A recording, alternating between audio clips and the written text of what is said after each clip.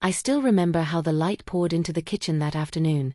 Soft, golden, almost unaware that something fragile was about to fracture. Coming home early was unusual for me.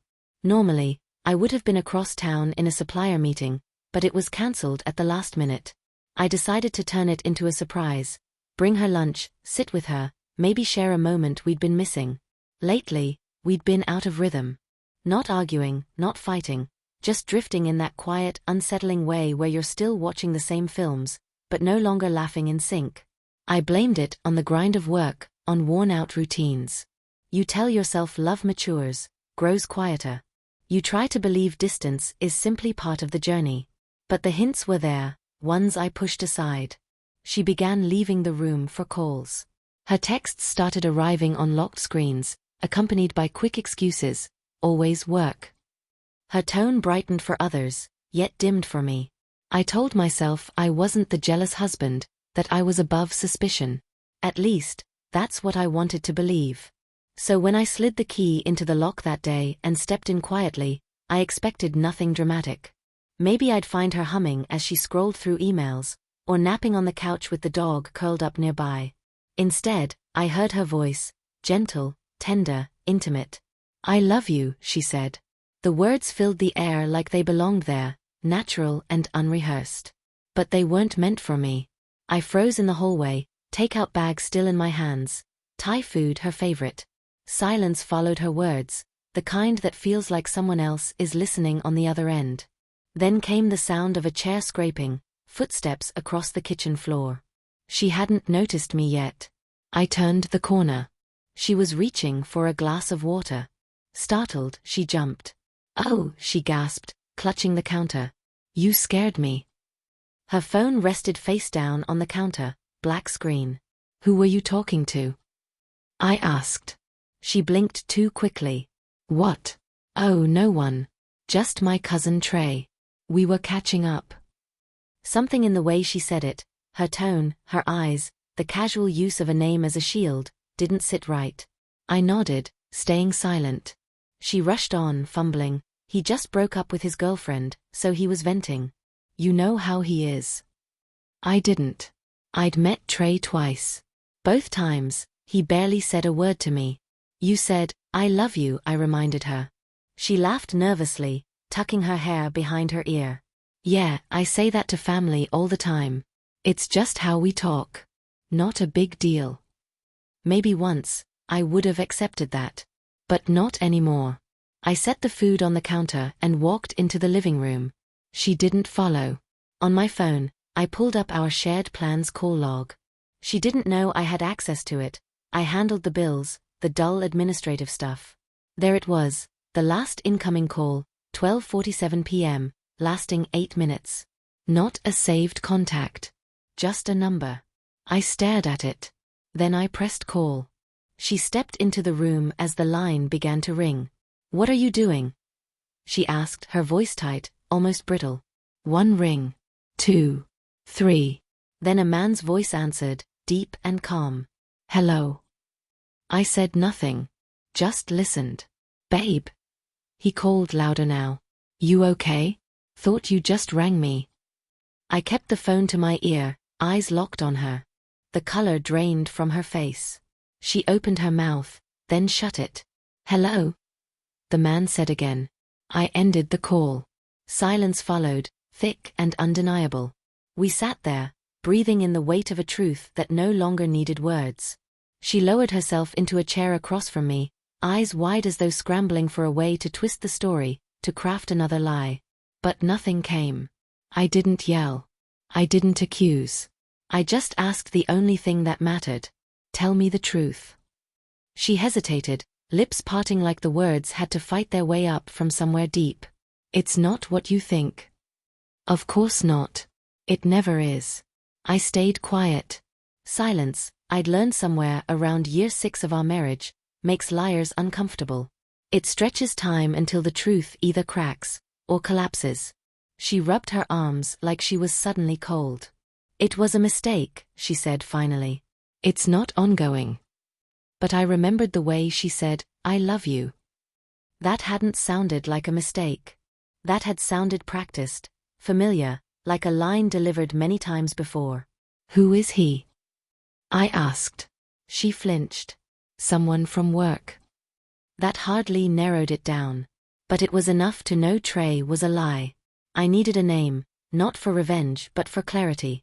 "Name," I said. Her gaze fell to the floor. "Ryan." I closed my eyes. I knew Ryan, tall, in her department. I'd shaken his hand at last year's holiday party. His grip had been limp, his eyes avoiding mine. I remembered her laugh then, too loud at one of his jokes. Funny how your heart hides what your brain notices. "How long?" I asked.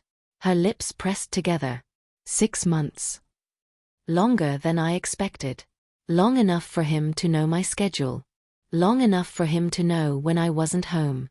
Long enough for her to share pieces of me I'd never hear back. "You slept with him?"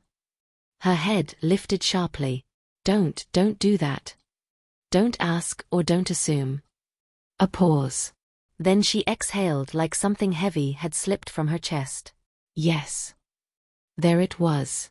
The blade between my ribs. Not just the act itself, the intimacy, the repetition, the lie each time she came home and kissed me goodnight. "I didn't mean for it to happen," she said, voice trembling. "It just happened. We connected.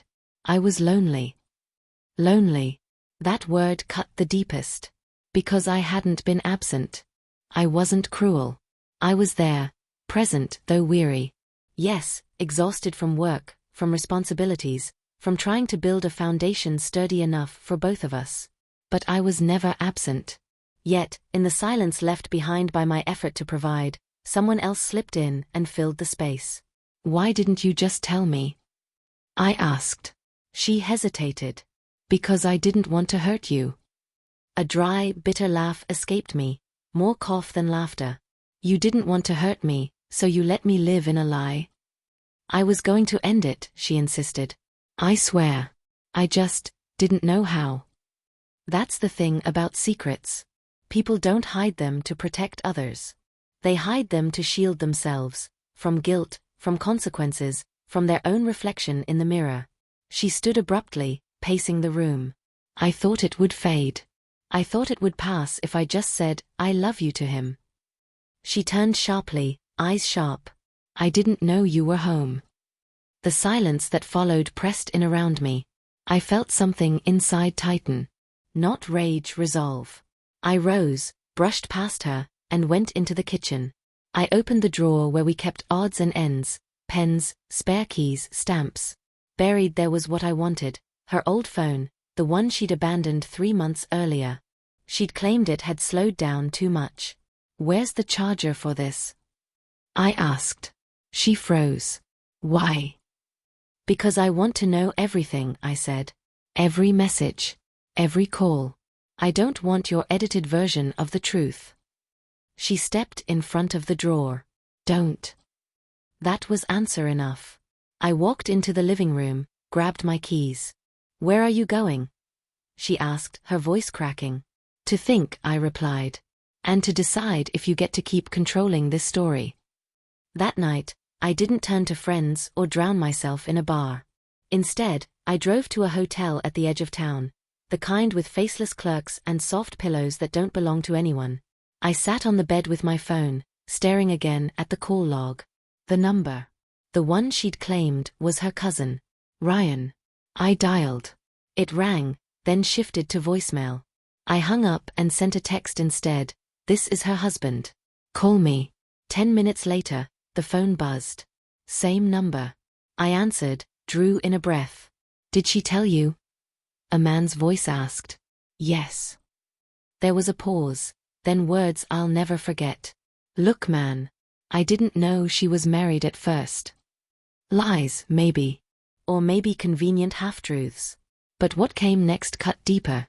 "But when I did know, she said it didn't matter. She told me you stopped being her husband a long time ago." That line hit like a dull, heavy blow. Not sharp like a knife, but crushing, because I realized she truly believed it. It wasn't fact, it was her perception. And that was enough to rewrite reality. I didn't argue. What would be the point?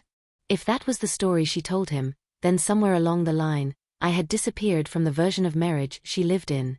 I sat in that sterile hotel room, staring at grey wallpaper, phone pressed to my ear, something inside me shifting. Not shattering, just folding in on itself. Listen, man, he continued. I didn't mean for things to get complicated. If I'd known from the start. His voice trailed off. I let the silence stretch, let him sit in the discomfort. You still seeing her? I asked at last. No. Not for a few weeks. She pulled back, said she needed space. I almost laughed at the irony. Space. After living 2 lives, she suddenly needed space. All right, I said. Thanks for answering. I hung up before he could continue. For a long time, I sat by the window, watching headlights move through the city, hotel lights flicker on, strangers carrying on with their evenings, unaware of the collapse happening in mine. And in that strange stillness, I realized something no one talks about, that sometimes, after devastation, relief arrives. Truth, even when it destroys you, can feel like solid ground. The next morning, I drove home quietly. She was in the kitchen again, barefoot, brewing coffee as if it were any other Thursday. Her eyes widened when she saw me. You came back. I did. We sat at the table. She didn't ask. She already knew the answers. I slid a folder toward her. No drama, no theatrics, just a clean agreement. Separation terms. Fair. No revenge written into the margins. I'd had the night to think, and I realized I didn't want war. I wanted peace. Her hands trembled as she flipped through the pages. You're really doing this? I think we both already did. Neither of us cried. The grief had already been leaking into the spaces between us for months, years, even.